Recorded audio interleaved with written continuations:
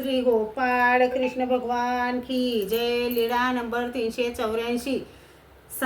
संसार मोचक आंबा निरूपण।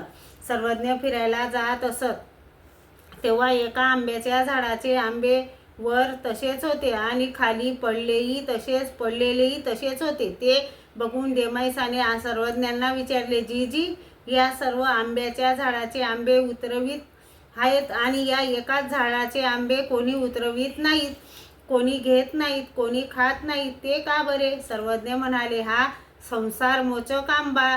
तिने विचारले, जीजी, संसार मोचक म्हणजे काय? सर्वज्ञ म्हणाले, बाई, हा आंबा जो खातो त्याला ताप येतो व तो मरतो।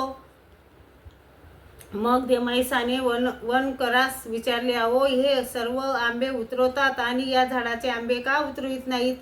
त्याने सांगितले, हा आंबा जो खातो त्याला ताप येतो आणि तो मरतो। याचे आंबे पक्षी सुद्धा खात नाही, तर मग याचे काय करता?